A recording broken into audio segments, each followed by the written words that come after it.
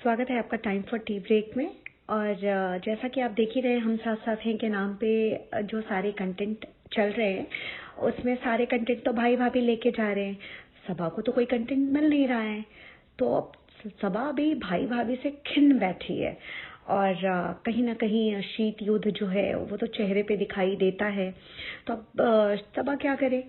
तो अब वो आधी आधी रात को बच्चों को लेकर के बैठ के कंटेंट बना रही है, बौखलाई सी बैठी है। बच्चों को रात रात भर जगा के चैलेंजेस में लगा रखा है ताकि उसका भी कोई कंटेंट बन सके। अजीब अजीब तरह के चैलेंजेस हो रहे हैं, आप देख ही रहे हैं। कभी बेमतलब के तरबूज फोड़े जा रहे हैं और ज़बरदस्ती कितनी सारी बर्बादी हो रही है। कभी बलून लेके, कभी स्विमिंग पूल में सनी लगा पड़ा है सबको स्विमिंग कराने में, किसी तरह से कंटेंट बन सके सबा का भी। बट अब भाई कोई मौका दे नहीं रहा है सबा को कंटेंट लेने का। क्या है कि कंटेंट का बंटवारा हो रहा है। अब एक कंटेंट बन रहा है, उसमें से थोड़ा थोड़ा प्रसाद सब में बांटा जा रहा है। थोड़ा सा इसमें से तुम ले लो, थोड़ा सा तुम ले लो, थोड़ा सा तुम ले लो, सब इस तरह से चल रहा है। और भाई साहब तो जो है सस्ते शाहरुख, वो तो लगातार डेली ब्लॉग कर रहे हैं, अपलोड कर रहे हैं। और सबा ने का तो जो एडिटर था, जिसको भी उसने रखा था शूट करने के लिए, एडिट कर, उसको तो उसने भगा दिया है। तो अब सारी चीज़ों में वो खुद ही फंस गई है। के व्यूज़ कम हो गए हैं तो मुझे ऐसा फील होता है कि ये लोग ना खुद ही जाकर के अपने ही ब्लॉग के नीचे कमेंट करके खुद ही रिप्लाई करते, खुद ही आंसर करते हैं। मेहर की मम्मी का सच, ये बताओ वो बताओ। अरे तो सब लोग तो मेहर की मम्मी का सच जानना चाहते हैं या नहीं जानना चाहते, इंटरेस्टेड है या नहीं इंटरेस्टेड है। बट मुझे ऐसा लगता है कि तुम्हारी लव स्टोरी में सब लोग बहुत इंटरेस्टेड हैं सबा। तो तुम्हें ना एक पॉडकास्ट और एक ब्लॉग स्पेशली बनाना चाहिए अपने लव स्टोरी, जो भोपाल कांड है तुम्हारा, उसको तुम अच्छे से ना डिस्क्राइब करो और 4, 5, 6, 10 पार्ट बनाओ उसके। और बताओ कि कैसे कैसे क्या हुआ था भोपाल में, और कैसे कैसे तुमने धमकी, कैसे कैसी नौटंकियाँ, कैसे कैसे तुमने वहाँ पे ड्रामे किए थे, आखिरकार जिसकी वजह से उसकी अम्मी को अपनी जान देनी पड़ गई तुम्हारी वजह से। कभी ये सब भी चटकारे लेके बताओ ना। कसम से सबा, तुम्हारा ब्लॉग हिट हो जाएगा और सुपर हिट हो जाएगा। बहुत व्यूज आएंगे, कमेंट आएंगे और एंगेजमेंट होगी। तो तुम्हें एक ये ब्लॉग बनाना चाहिए अगर तुम्हारे पास कंटेंट नहीं है तो। मुझे ऐसा लगता है प्री प्लान भूत प्रैंक तो इन लोगों ने ऐसे किया जैसे कि वाकई भी इन लोगों को भूत से डर लगता है। जितने कुंबे वहां पे तुम लोग, जितने लोग इकट्ठे थे, इतने सारे, और इतने सारे लोगों के होते हुए तुम सब लोग और भूत से डर जाओ। अरे भूत तुम लोगों से डर के गायब हो जाएगा, भाग जाएगा। असल में डर का नाटक जो तुम लोगों ने दिखाया ना, वो बहुत अजीब था यार। इतने सारे लोगों के होते हुए और सारे के सारे बैठे हो, तो ऐसे प्री प्लान करके भूत बनना, भाई साहब का साया बन के दिखाना, हाथ के छापे मारना, अब यही सब रह गया है क्या? और सबके सब जानते बूझते हुए डरने का इस तरीके से नाटक किया जैसे कि वाकई इन लोगों ने मतलब कोई भूत देख लिया। अगर खुद को देख लोगे ना आईने में तो भूत से डरना भूल जाओगे।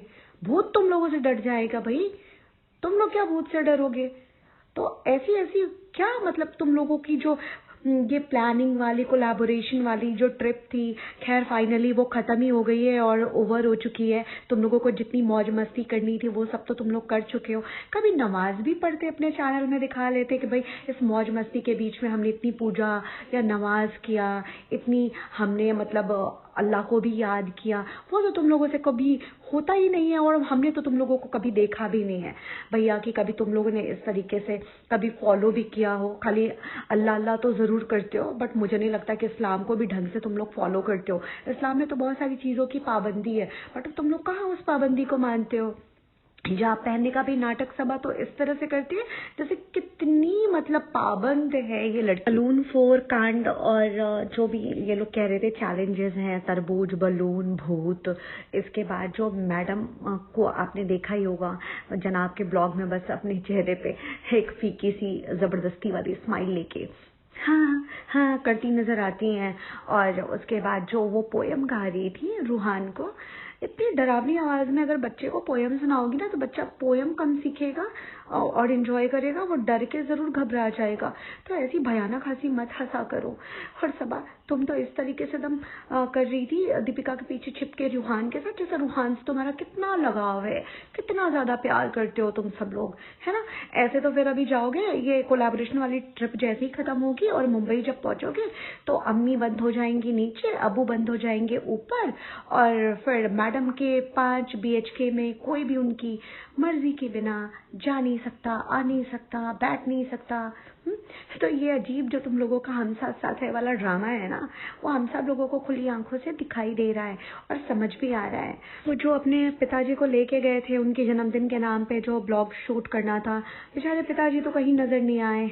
वो एज यूजुअल वहां पे रूम में ही बंद रहे और रूम में ही आराम करते रहे, और बीच बीच में ये चलते फिरते सब लोग पहुंच जाते, और अबू ठीक, और फोटो रख के पैरों पे खिंचवा लिया, राजा बेटा बन गए। मेरे से अच्छा बेटा तो इस दुनिया में कोई नहीं है। अपने अम्मी अब्बू का ख्याल रखिए। अजीब तरह के इन्फ्लुएंसर्स हैं आप लोग।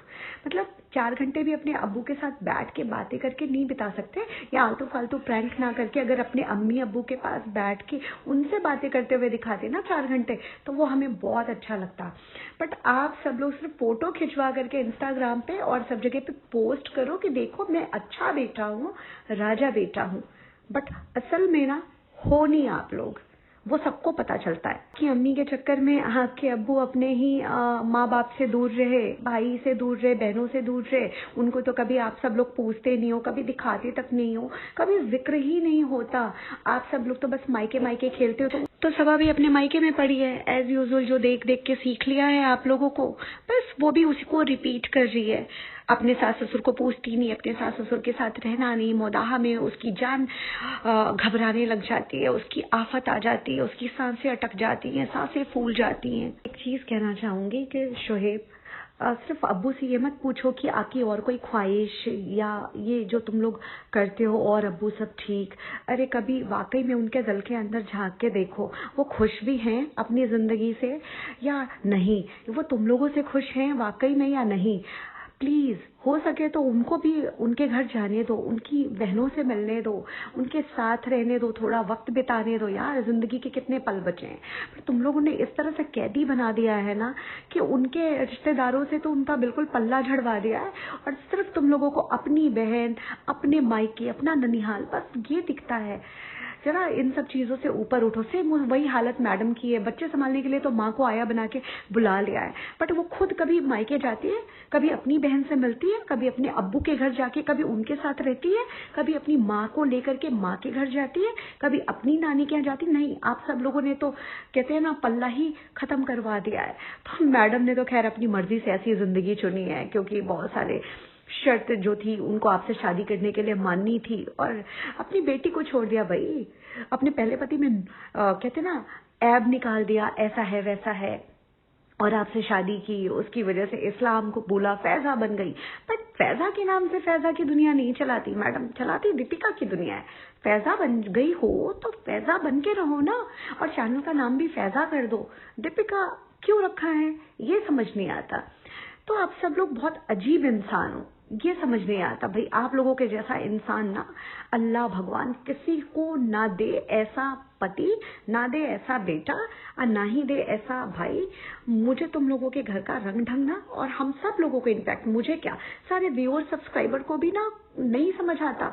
सब लोग सवाल करते हैं, तो उनको तुम तलने और भूनने और पकाने और दोजक में भेजने लग जाते हो। हाँ, गुनाह लगाते हो। कभी हिम्मत हो ना तो इन सारे सवालों का सामना करो और बैठ के इन सारे सवालों का जवाब दो। शोहेब, सबा, आप सभी लोगों से रिक्वेस्ट है कि अपने अपने जो सवाल आपसे आपके व्यूअर्स पूछते हैं ना, उन सभी सवालों के जवाब बैठिए और दीजिए, बेवकूफ मत बनाइए। और मैडम तो कहीं ना कहीं खिसियानी बिल्ली खंबा नोचे वाली सिचुएशन में ही दिखाई देती हैं, और उनको देख के साफ लगता है कि मैडम कुछ अजीब सी चीजों से गुजर रही है। 3 ब्लॉग में तो कुछ था नहीं, और कुछ ज्यादा कुछ भी नहीं, बस ये कूदते फांदते, बलून फोड़ते, यही सब करते सारे लोग दिखते हैं। और जब से इनके सब्सक्राइबर ने टोका कि ये मैडम की तारीफ भी ठीक से नहीं करते, तब से भाई साहब जब मैडम रील बनाने के लिए आई तो झूठी तारीफ बेचारे बेमन से अपने व्यूअर्स को खुश करने के लिए कहते हैं अच्छी लग रही हो। हाँ, अजीब हालत है। अब मतलब दिल से तारीफ भी नहीं कर सकते उस औरत की जिस औरत ने मतलब अपने आप को लुटा दिया तुम पे, है ना, तुम्हारे जैसे इंसान पे, तुम्हारी पूरी कुनबे को ला करके मुंबई में बसाया, सबको घर दिया, अच्छे रहन सहन सब कुछ दिया, घर दिया, सब कुछ दिया। उस औरत की तुमसे दिल से तारीफ भी नहीं होती, और मतलब क्या बोला जाए तुमको, मतलब ऊपर से सब्सक्राइबर को अब सुनाने के लिए तुम झूठी तारीफ कर रहे हो या दिल से तारीफ कर रहे हो, पता ही नहीं चलता। एक जगह पे देखा होगा आपने, मैडम हॉट कलर की रेड कलर की लिपस्टिक लगा के और चश्मा लगा के आ गई, तो रूहान चौंक के देखने लग गया, लगा जैसे पता नहीं ये कौन आ गई, मेरी माँ तो हमेशा बिखरी हुई अनप्रेजेंटेबल टाइप की रहती है, हमेशा उसके बाल बिखरे रहते हैं, कपड़े बिखरे रहते हैं, कभी भी वो मतलब अच्छे से तो तैयार होती नहीं है, हमेशा ऐसे वैसे बन के घर में घूमती रहती हैं। तो वो भी बहुत चक्का हो गया कि भाई मैं किसको देख रहा हूँ, तो उसके भी एक्सप्रेशन जो वहाँ पे थे ना गजब थे। खैर, इन लोगों के बेसिर पैर वाले के हम साथ साथ हैं फाइनली जाकर के ओवर हो गया है। और आज के लिए इतना ही। अगर अच्छा लगा हो आपको ये पॉडकास्ट तो please like share and subscribe करना ना भूलें टाइम फॉर टी ब्रेक को। Thank you. और प्लीज़ बेल आइकन ज़रूर दबाएं ताकि आपको न्यू वीडियो की नोटिफिकेशन पहले मिल जाए। Thank you.